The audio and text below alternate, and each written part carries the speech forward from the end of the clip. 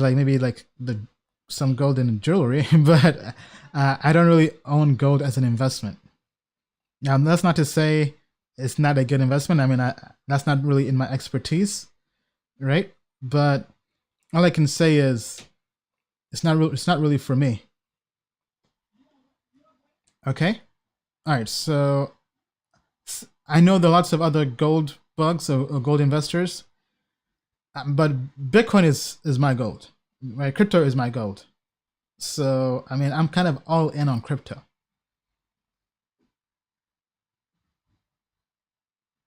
Okay. Pledge camp. Please submit it on our feedback page because this anything that requires research, please submit it to our feedback.tokenmetrics.com. Best 5 altcoins for long-term HODL, except Ethereum. Okay, not sure why these live streams keep.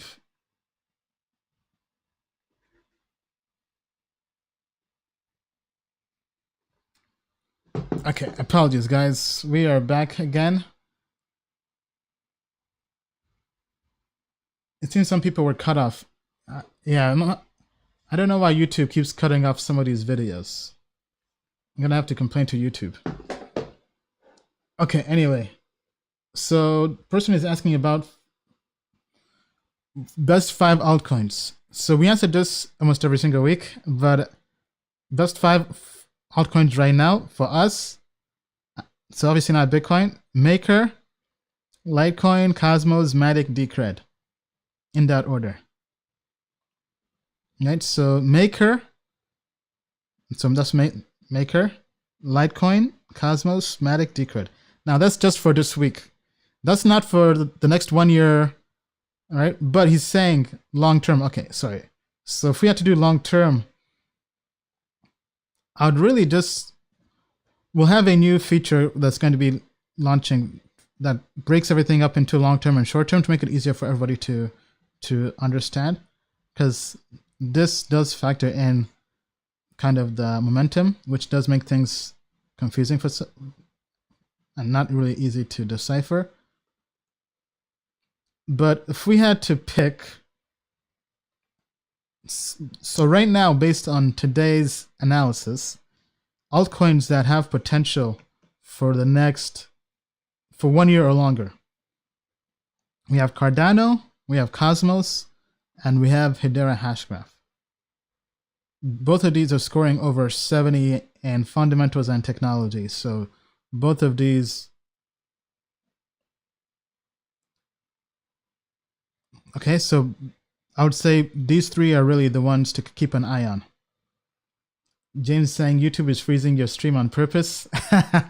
Yeah, I don't know what's going on. I mean, because it's definitely, it might be OBS. Maybe it's an issue with OBS because I have 1 gigabyte internet speed.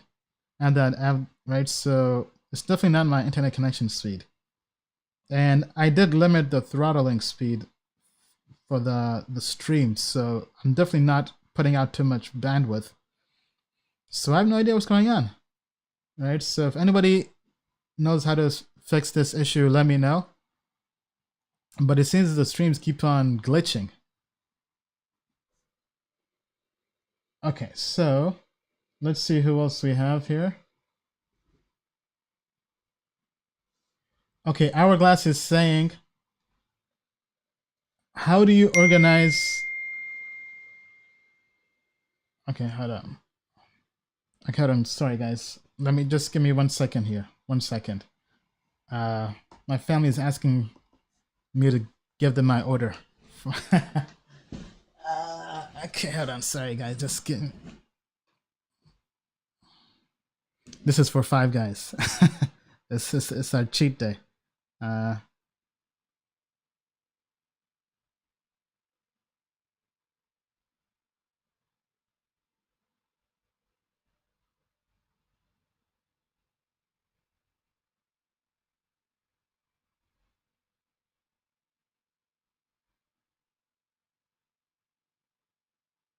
Okay, apologies.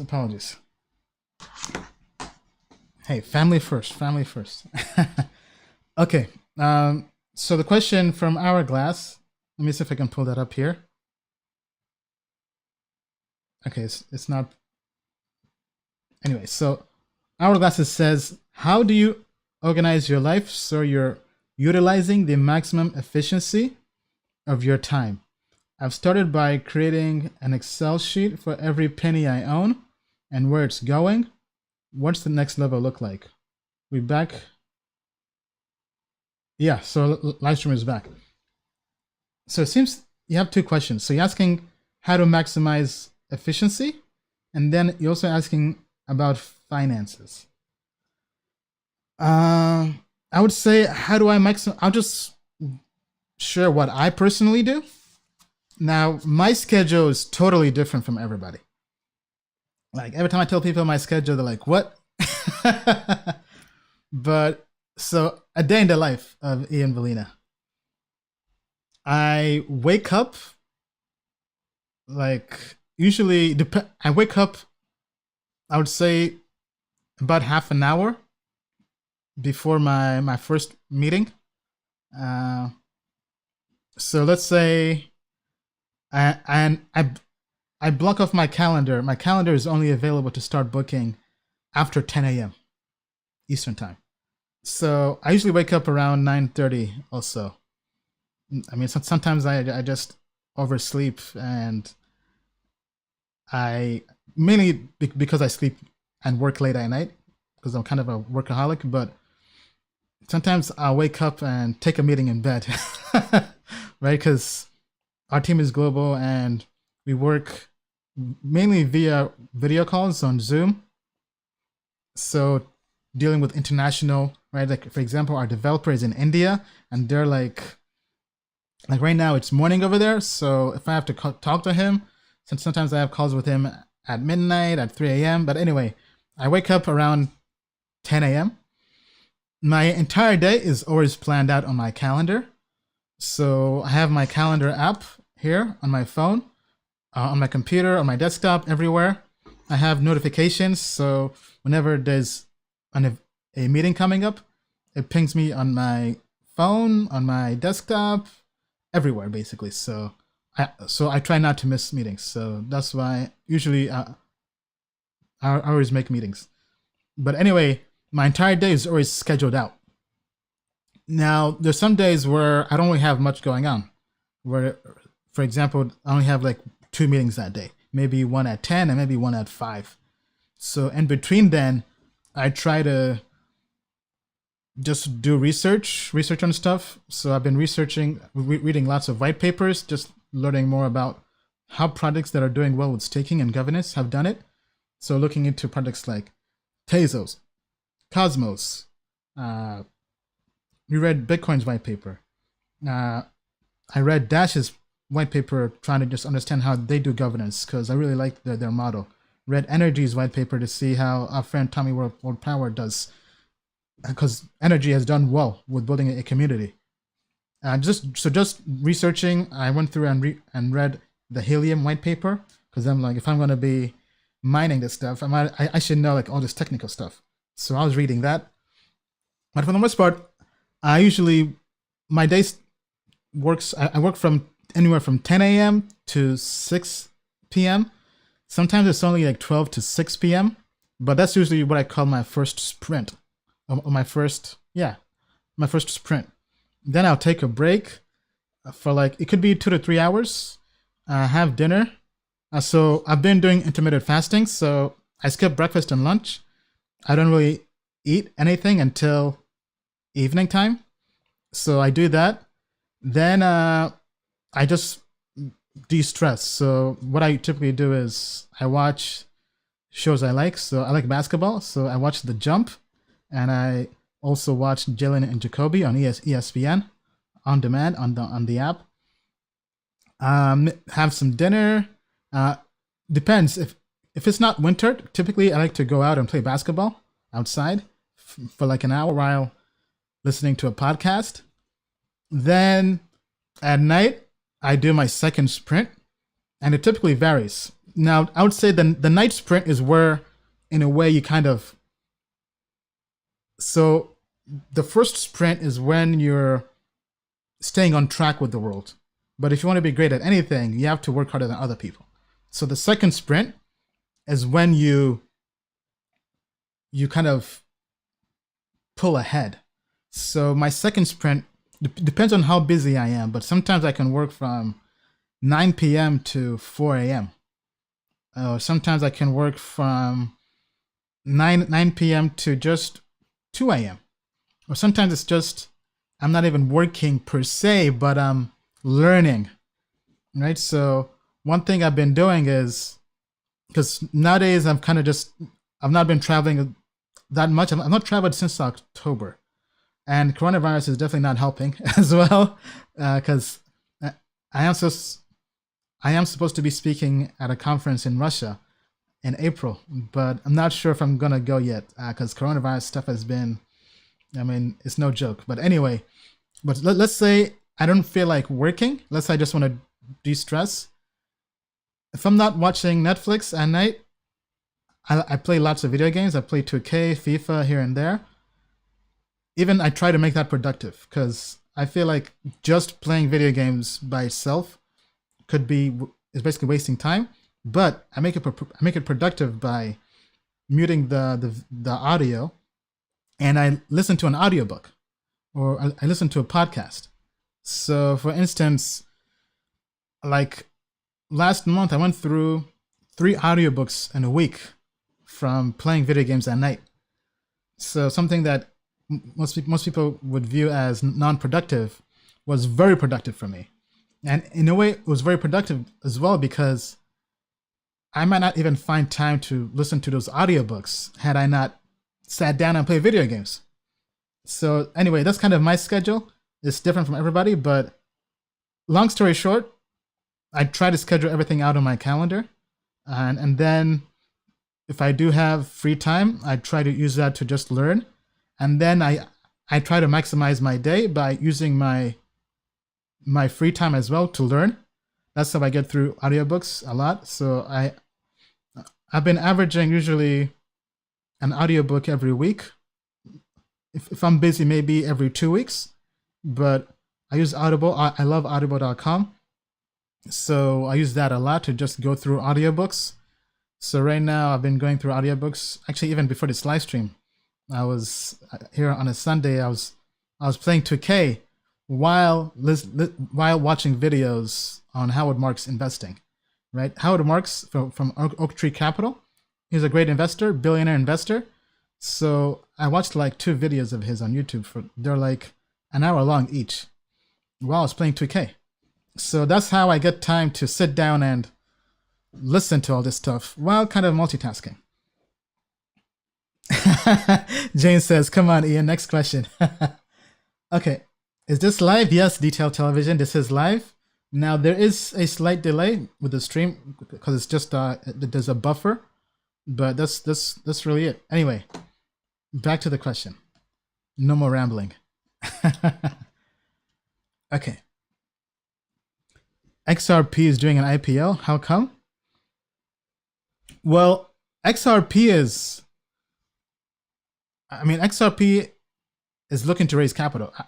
They do an IPO to raise capital, and almost in a way, it's kind of to show the entire world that you are a success, because the pinnacle of being an entrepreneur is going public, taking your company public. So, I mean, they're profitable. They've been selling their token every single day through programmatic liquidation. So every day they sell about 1% of their daily trading volume, and they use that to raise capital to finance their business. But it looks like they want to get even more capital from the public markets. So that's why they're doing an IPO. I mean, so regardless of what you think of their token, because the token is pretty much kind of useless, as a business though, I mean, they are printing money. I mean, okay, hold on, let me. Shut up and take my money. I mean, they are printing money. I mean, so that's one thing crypto companies can learn. I mean, they're getting money both ways: equity, token, and an IPO. So actually, they're getting money 3 ways. So I mean, definitely a very intriguing model. I mean, if they're the first crypto company with a token to IPO, that is really paving a way for, I mean, who knows what? I mean, a whole new market. Okay, all right. Okay, people are grilling me about Pledge Camp. Okay, maybe let's take a look at it. Let's take a brief look at it since, I mean, you guys have been asking a lot about it. Okay, let me have some water here as I Pledge Camp. We redesigned crowdfunding and took the worry out.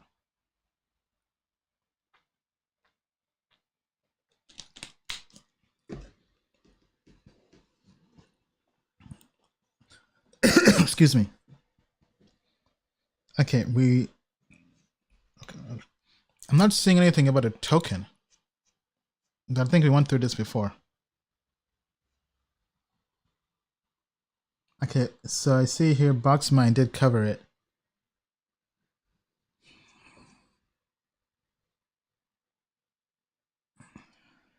Okay, here we got a white paper.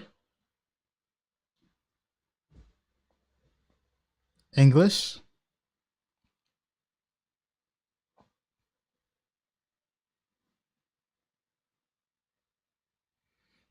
Okay, so this paper outlines a new crowdfunding ecosystem that introduces a vendor network for hiring services and a knowledge center for crowdfunding research. A two-token economy with pledge coins and camp shares. CS powers the platform and compensates users for their contributions to the ecosystem. Okay, let me just quickly skim through this.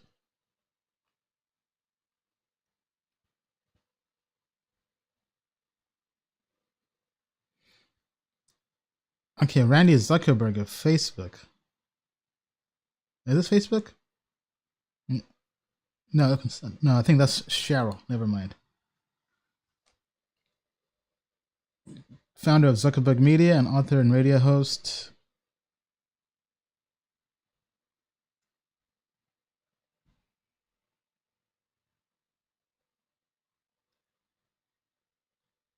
Okay, I mean, without even really going through this, I think this is probably going to be a pass. I mean, just based on, I mean, honestly, it's really a protocol or infrastructure project. They haven't really been, devs have not really been doing well. I'm not sure if they're doing an IEO or ICO, and then just even the regulation and compliance for that has been challenging.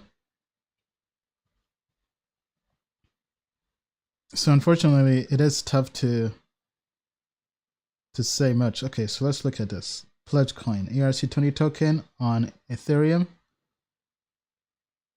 CampShare is a non-exchange token that allows users to achieve moderator status and earn compensation from the listing fees collected by the platform. Okay, so projects pay to list, or companies pay to list.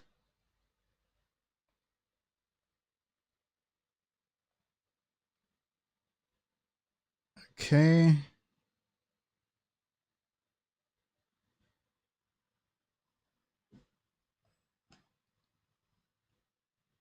All right, so where's the team?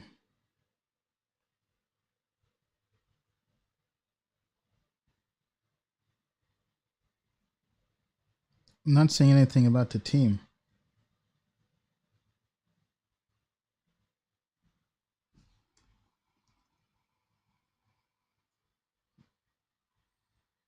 Okay, so 24.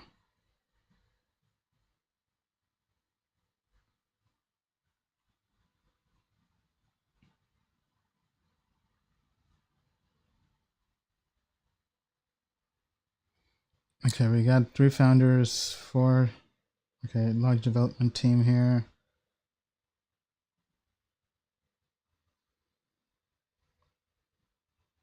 Agencies.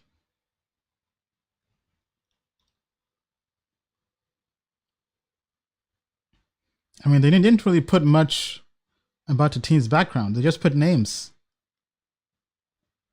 I mean, they can't be serious.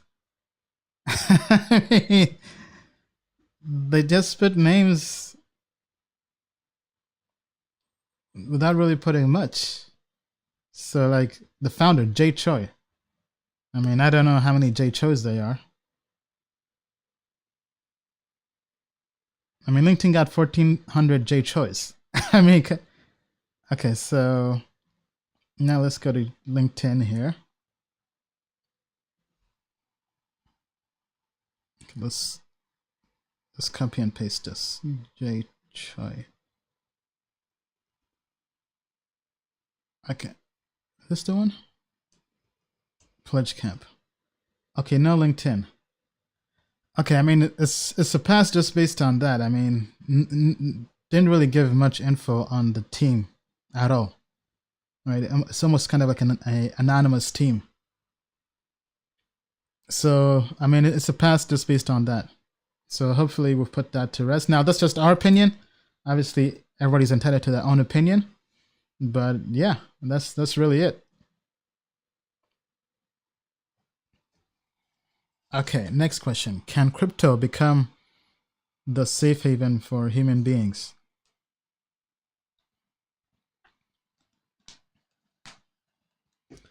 Okay, can crypto become a safe haven for humans? Um, no. I think we have to put everything in perspective. People are looking for crypto to be the end all be all to save everything.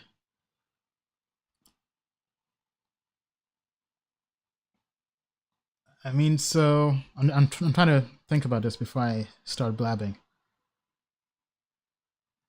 I mean, crypto is definitely transforming the world. I think we're past that point where we can now say crypto is here to stay.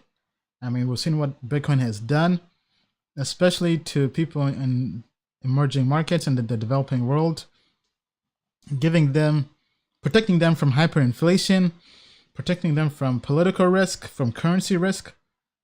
I mean, I would say those are the real big use cases for Bitcoin.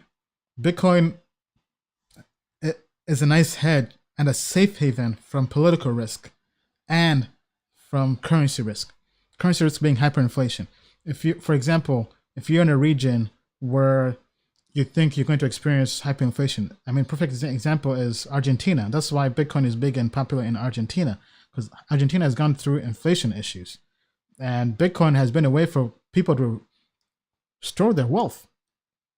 So as opposed to having their local currency just get devalued from actions outside of the control, they can now store their capital in Bitcoin or cryptocurrencies, for that matter.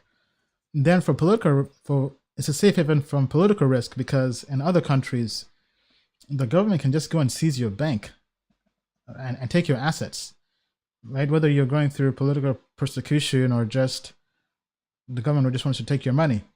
We saw what happened in Cyprus, and that was also a big event that really led to more adoption of crypto. And we see it happen a lot in China. Whenever there are large political events in China or tension, especially amongst the rich in China, the rich have been flowing out of China. I mean, even before coronavirus, right? So let me see if I can find that. There was an image I saw somewhere. I think Chinese millionaires.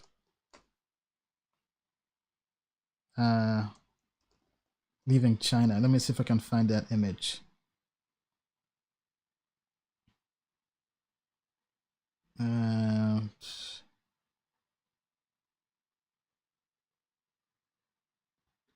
Okay, so I mean, here we got this image. I mean, China has just been dominating, but it was a map. Okay, yeah, here it is. Visual capitalist. Okay, so mapping the global migration of millionaires. So the red arrow are millionaires leaving, and the green arrow are millionaires arriving. And if you look at China, I mean, they're getting out. I mean, though China is seeing a lot of wealth migration, the country is still creating more millionaires than it's losing. Okay, so most millionaires are going, they're leaving Russia, leaving China, leaving India. They're going to Australia. Australia seems to be the most. Then the US. We got Caribbean here, Portugal, Dubai.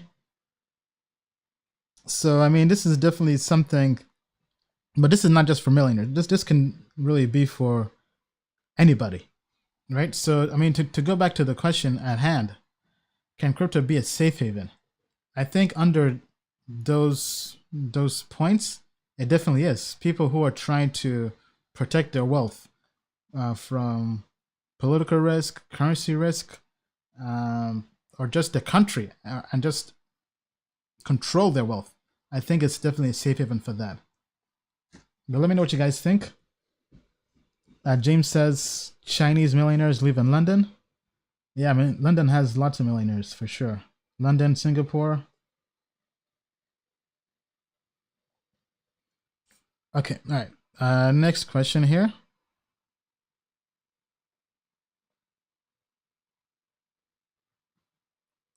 Okay.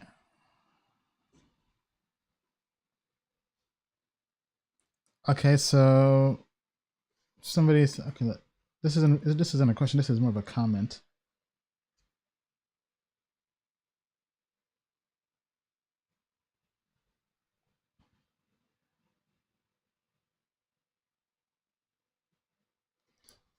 Okay, all right. So let me. Okay, so it all depends on the diet and what the quality of food is. Not everybody is eating the same. Here in Mediterranean countries, we eat less processed food. For example, no hamburgers or sausages, ready meal.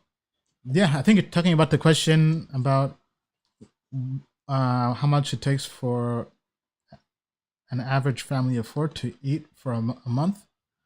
And yeah, I think Bill was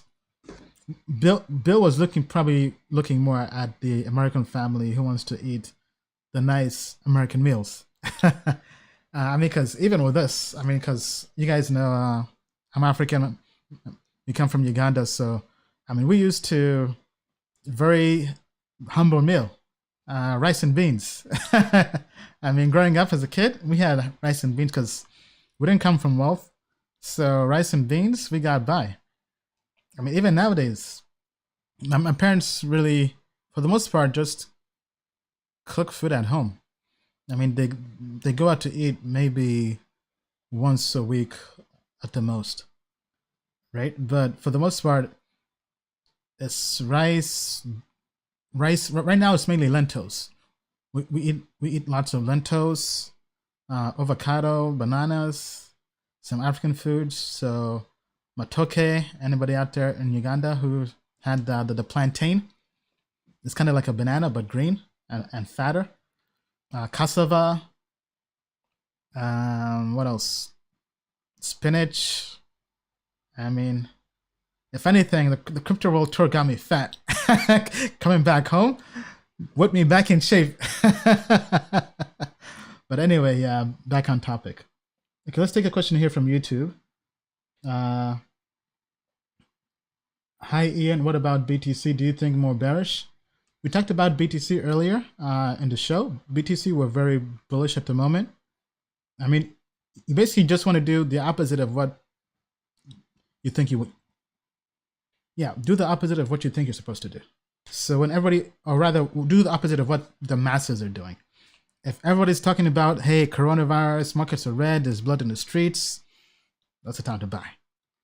If everybody's saying, oh man, it's going to the moon, it's green, bull market that, time to sell. So that's really it. Okay, how do you manage your trading positions within your different trading styles? I mean, I'm not a trader, so I don't trade. I mean, day trading is not for me. That was something I gave up a long time ago. So I don't trade. I'm more of a long-term investor. But even in crypto, that's kind of different. But one thing I'm looking to transition now is going to really being long-term, so I can get the long-term capital gains tax benefits for that. So I don't really trade. I mean, but for traders, if we do have 2 interviews coming up with traders on our channel, the Tokenomics channel. So we have an interview with Ohei Madi on Renko trading strategy, Renko trading and crypto trading strategies. And then we also have an interview coming up with Wolf of Poloniex, who's now called I'm Not the Wolf on Twitter. He's a crypto OG. For anybody who was out there in bull market in 2017, I mean, his tweets on TA were the truth. So we have a very, very special interview with him on the 100X show. Probably one of the best interviews yet. Like, he got real.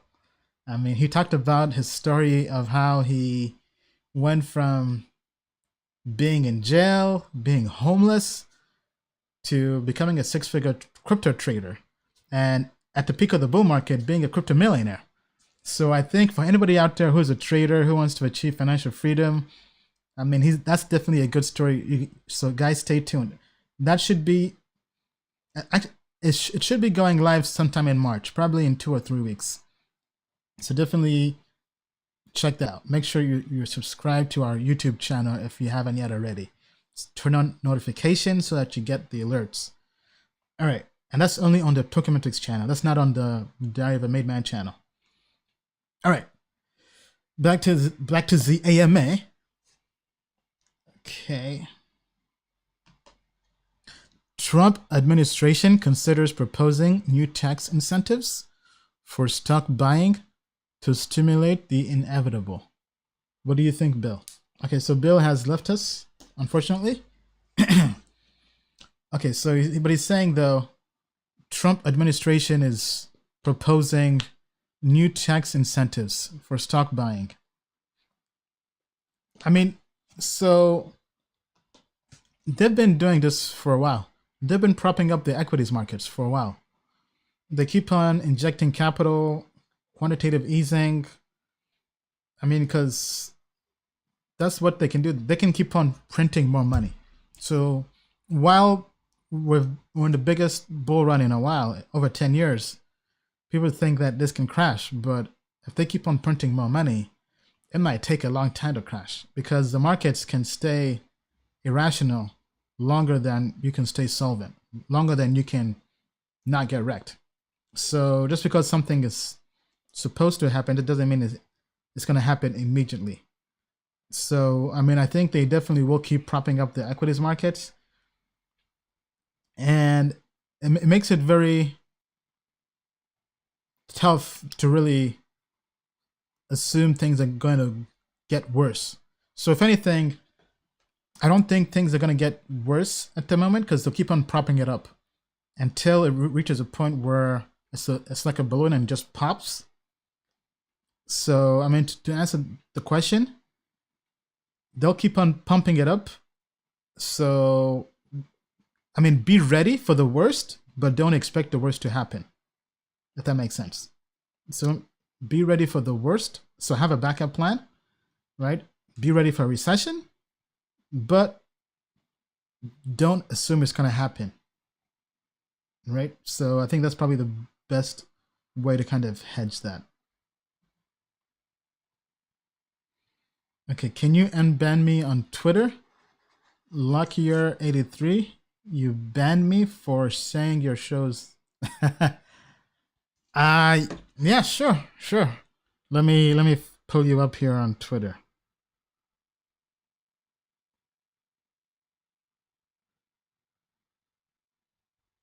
Okay. Yeah, I mean, I have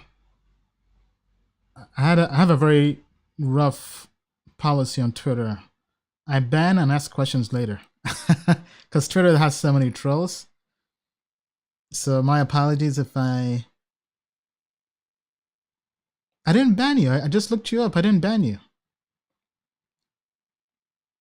Just add, yeah, Diary of a Made Man. You have not been banned. So,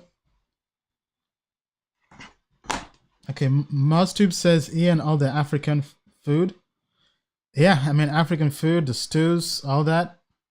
We don't really eat meat much. So as mentioned before, I'm basically a flexitarian. So I'm vegetarian. Pretty much 5 to 6, I would say 6 days out of the week. I have meat like once a week. And that's maybe when I go out.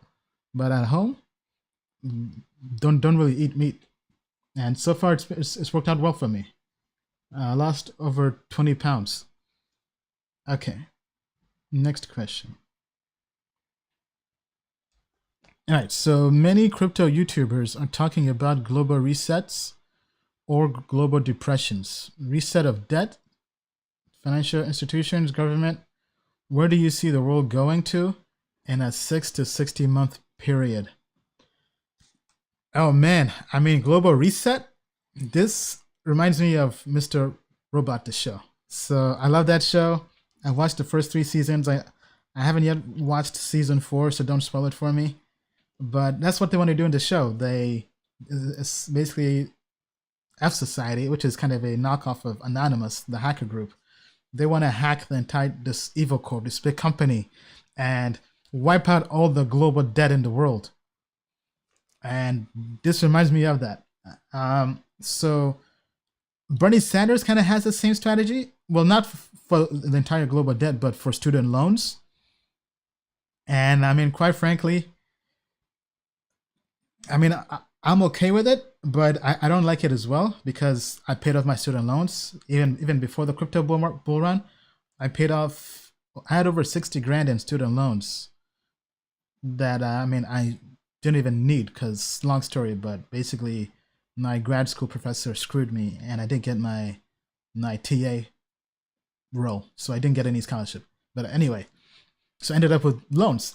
That's why whenever they call me to donate to grad school, I'm like, go to hell. But anyway, that's neither here nor there. I mean, but I paid off my loans. I also had the opportunity of paying off my brother's loans as well because I had the money because IBM was good to me. So that's enterprise sales commission check was good to me. So I paid off my student loans. So if Bernie Sanders is gonna wipe out all student loan debt, I have to pull Bernie to the side and be like, Bernie, can you give me some credit, man? Like, can you like maybe give me back my money? I mean, because otherwise, what was the point of paying the student debt? So, I mean, I'm all for it, but the people who paid it off already, like, give us back our money. But obviously, that's never going to happen. And that's unfair to people like us who did it the right way and paid off our debt that maybe other people might have the opportunity of getting theirs wiped out. Right? So I think it's a hard line to cross. Now, if we talk about global debt, how do I think the entire world is going to react? I mean, I don't think it's going to happen. I mean, wiping out the debt, I mean, excuse me, they can just, all these central banks can just issue more currency, right? That's what they've been doing this whole time. So why wipe out debt when you can just issue more currency? So I don't think it's going to happen. Obviously, it's not really my expertise, but just my hunch and opinion, right? I mean, but if anything, I would rather defer to other people. Like there's George something. He's a YouTuber. He has great analysis. I forget what the other name is, but he has great content. Let me see if I have it here on my YouTube. George Gamone, I think, might be the name. Yeah, George Gamone. So I would watch his videos because he really talks about the repo market and all that stuff. Student loan reparations. Hey, for all of us, I mean, because what was the point of paying all that money for nothing? All right, MostTube says, Ian, all the African foods you mentioned are the healthiest foods anyone should eat. Rich or poor, Beyond Meat is being made of beans. Go figure. Yeah, I mean, I did try the I think it was Beyond Meat. Because there are two companies. It was one company, but anyway, it's that fake burger. I did try it. I mean, it tasted all right, but it was so unhealthy. I mean, I was like, what's the point of making a plant-based burger that's unhealthy? I mean, because I thought the whole premise of eating plants was to eat healthy. But I mean, that was just a heart attack. I mean, if anything, it was unhealthier than the real burger. At least that's the way it looked and tasted like. But anyway, back to the show.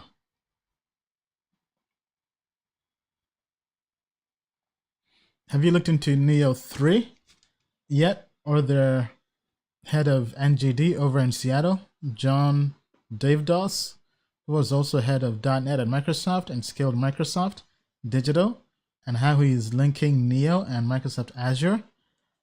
No, I mean, we've not looked at Neo 3 yet, but if we go back here to Tokenmetrics, let's pull up Neo.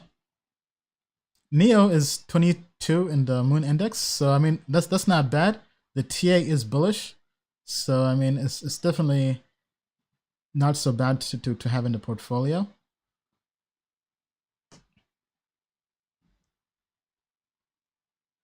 Generally speaking, is it a good idea to diversify investments, real estate, stocks, bonds, crypto, precious metals, etc., or to put your eggs in one basket? Example, only crypto. Oh man, I mean this question here is a doozy. Let me drink some water.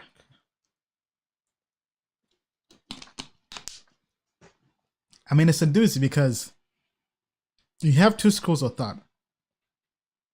I mean the standard school of thought is do not diversify. I mean diversify your portfolio.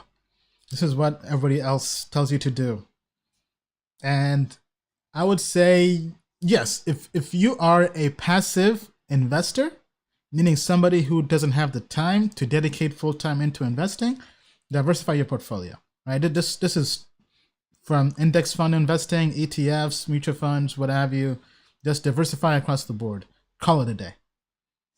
And I think yes, if you just want to be average and get the market returned, yes, diversify across the board.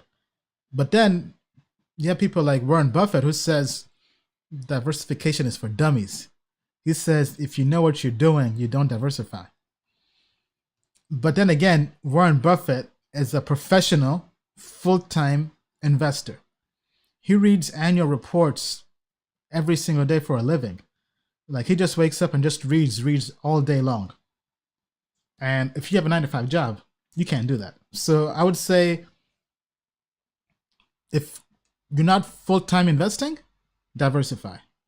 But if you're a professional and you know what you're doing, then you can take a lot more risk.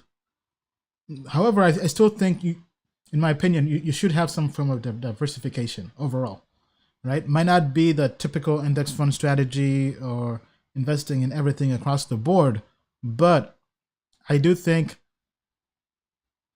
if you're not active in crypto full time, diversify. Otherwise, you'll get wrecked and beat by professionals who are doing this for a living full time, right? So that's kind of my take on it. Hope that's helpful. Okay, question from YouTube, Hourglass. What is your advice? Let me see if I can pull this up here.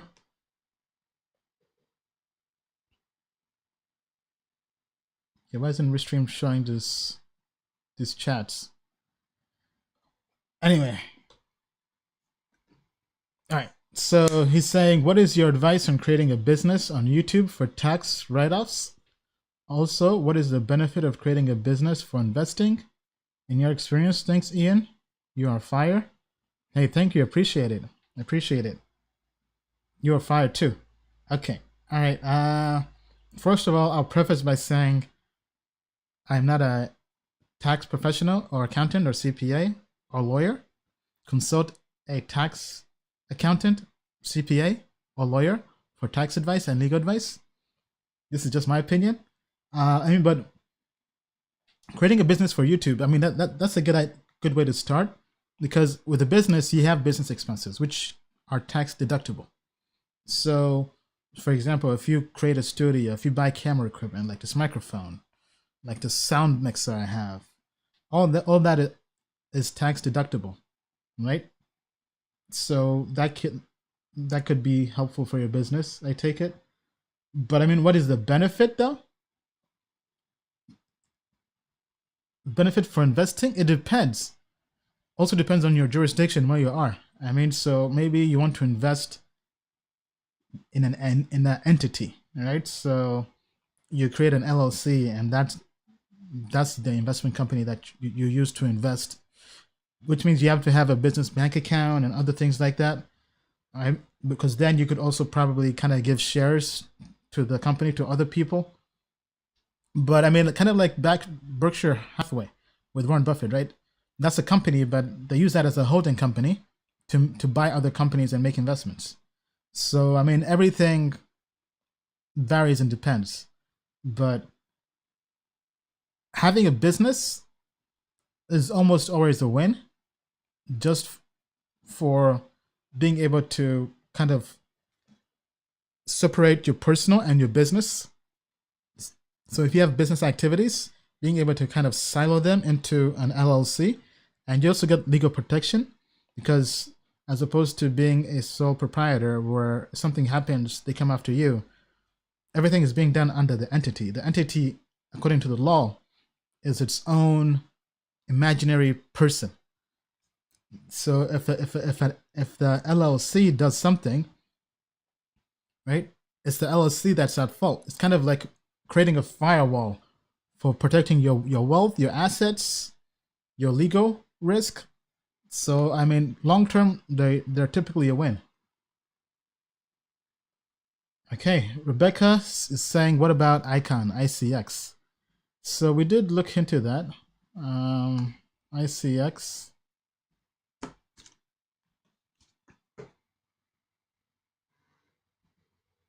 Okay, so I'm pulling up Icon. Right now, the technical is not really there for Icon, technical analysis. So now's not the time to get in. Now's not a good entry point. We did mention earlier, we have to figure out what exactly is going on here. It's showing market cap as opposed to price, because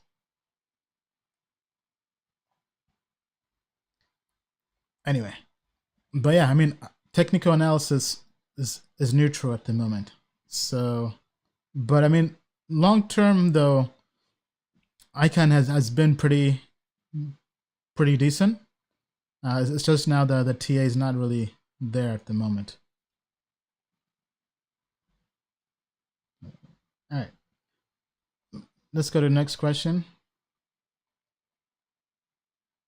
Why is your ranking of the top 10 different than mine as a hodler plan? So I have, this is the professional, right? So hodler gives you the top 10, I mean the top 20 market cap. So like Maker is outside the top 20, Cosmos, Matic. So the higher cap coins, I mean the lower cap or lower market cap coins, those you will not have access to. So all that is under the subscription page here. Right, this is so hodler's top 20 market cap.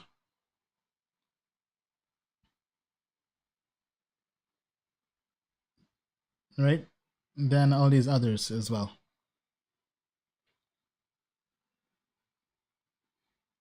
Okay, let's go to the next question. This is live. We're doing it live. Would a BTC lottery be of interest to you to invest? No, I don't really do lotteries. And would a BTC lottery similar to Mega Millions help with mass adoption due to the greedy nature of humans?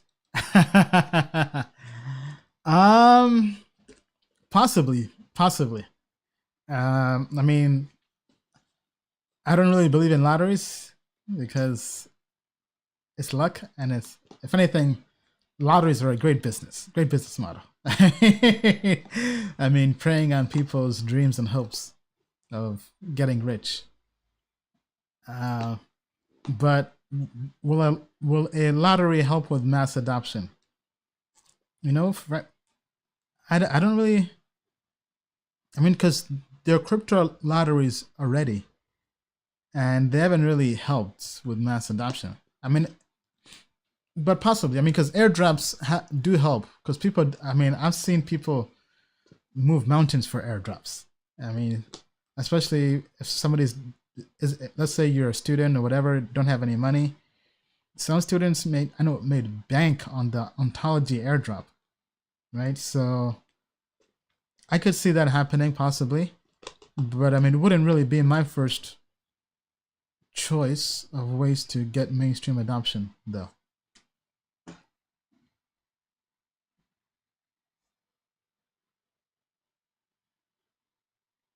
Okay, Ian, please look at the Toto 2 trading view chart. Please compare the alt volume from... Okay, I think Bill already did this. Looking at the Toto 2 trading view. Yeah, I think Bill might have already done this. The alt waves has already begun.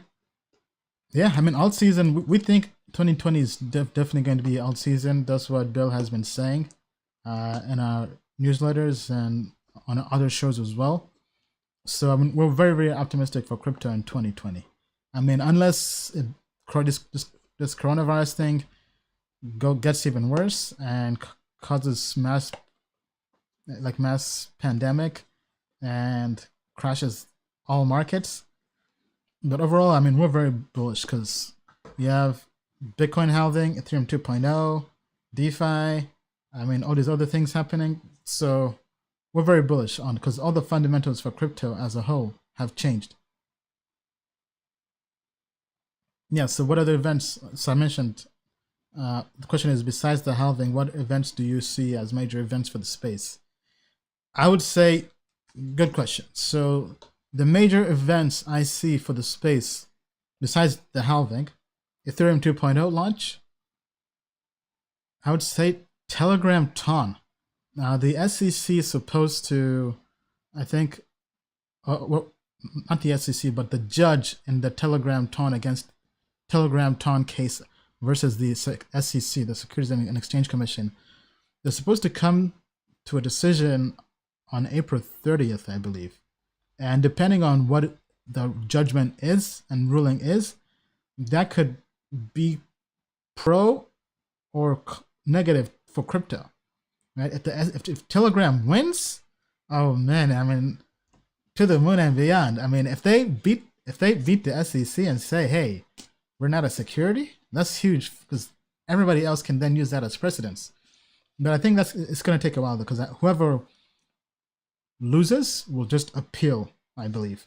So it may end up even going all the way to the Supreme Court, because I mean, Telegram has the cash to go all the way. But anyway, I'm not a legal professional, so let them handle that. But I think that's a big event. The other big event, I would say Facebook Libra, if that ever launches. I mean, they're supposed to launch something this year. If they put out like an app that works with Facebook, Instagram, WhatsApp, that's huge as well. I think that's going to be huge as well. So those are the major events: Facebook, Telegram, Ethereum 2.0, Bitcoin halving. Those are some big events to keep an eye on. I mean, obviously, outside of crypto, we're all looking at stocks and the capital markets to see how they react. Whether this bull market is over and we're going into a contraction, or what's going to happen with this coronavirus thing.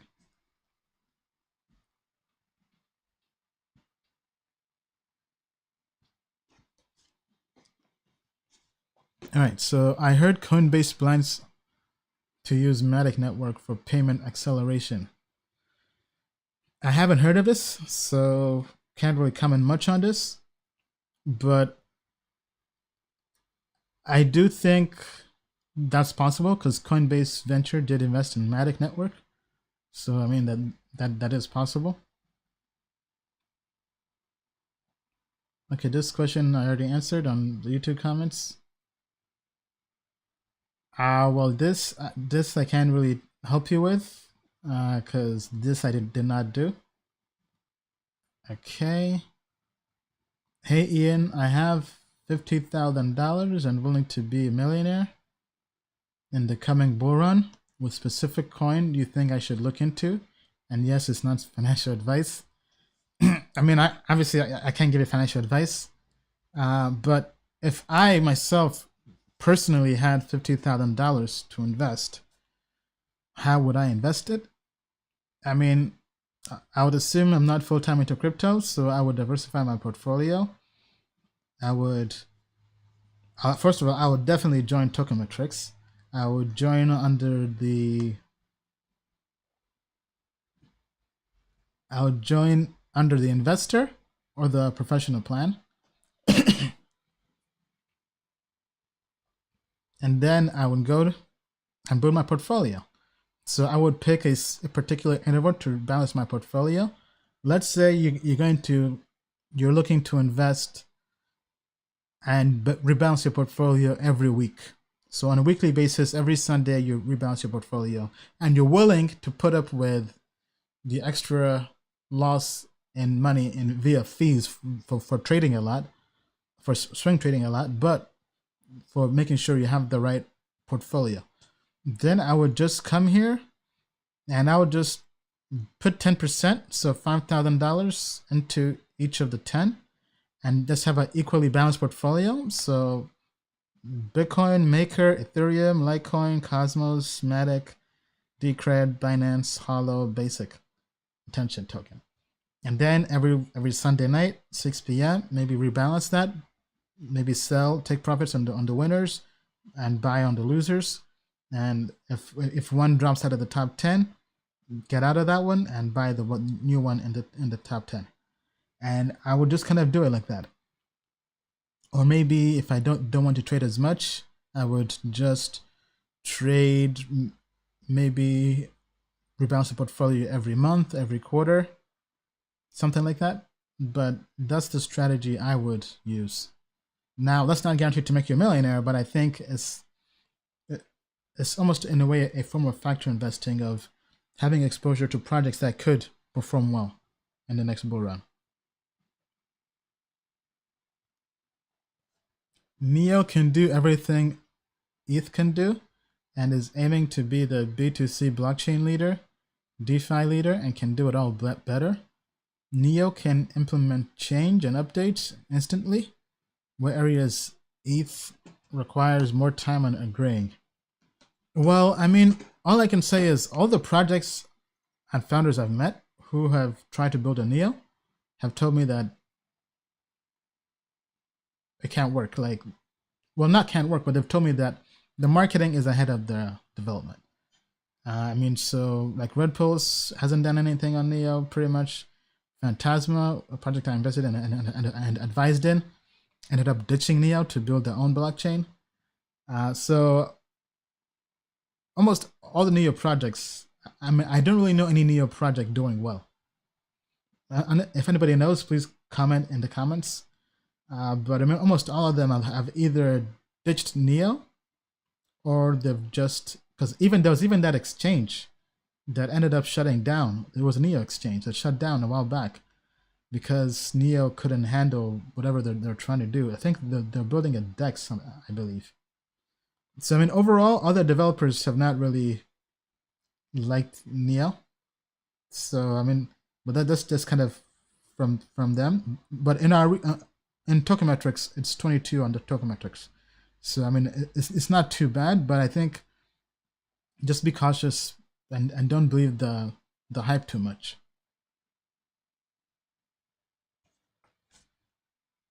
Okay, continuing on to the $50,000. Do you think STX or Matic can make it happen? Not financial advice. Yeah. I mean, I think Blockstack and Matic can definitely make it happen. Let's see where Stacks is. Blockstack is right now out of the top 100 in market cap, and right now the TA is not really a good entry point. But I mean, I think definitely keep an eye on that.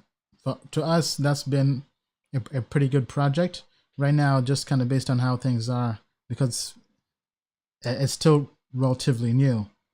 But long term, we think that does have potential. Well, Icon Evermoon. Oh man, I mean, it's possible. I mean, never say never. But is it probable? I mean, I think they definitely have carved out a niche. They do have a good community and ecosystem. I was looking into the pre-reps. I mean, a pre-rep can earn up to 20 grand a month. I mean, based on the paper documents I was reading, I mean, that's legit. So it seems like they have their own community that they're putting together. So, I mean, anything is possible. Can't really rule anything out. But okay, I mean, I think we're gonna call it a wrap there. If I didn't answer any of your questions, please leave a voicemail. We have the audience call in. So this is mainly for North America users. So country code +1 202 600 7805. So +1 202 600 7805. Leave a question using voicemail for next week's show. And then we'll go through, filter out the questions, find the good questions, and we'll ask them on the show and answer them on the show. So this is something new we're trying. This is the audience call-in. Hope you guys like it. Let me know what you guys think. All right. I mean, with that being said, we'll be sending out an email newsletter to Tokenmetrics customers in a few days or so, probably by tomorrow, if not Tuesday. Just kind of, this is something I put together on the future of crypto investing. So it's kind of like the webinar we had a while back, but just more of me doing everything in writing. So it's an article I've done, over 1,000 words. So I'll be sending that out. So stay tuned for that. And I mean, other than that, it's been a pleasure. Thank you everybody who's been watching and tuned in. Over 2.5 hours of the live stream. Once again, sorry for the technical issues. I'll try to figure out why OBS keeps doing that. But other than that, thank you guys so much. And as usual, we just landed on the moon in a Lambo. The moon is not the limit. To the moon and beyond. Thank you, everybody. Take care. It was a pleasure. Like, subscribe, turn on notifications. If you're joined our podcast, be sure to leave us a nice 5-star review. That will definitely help us out a lot. Until next time.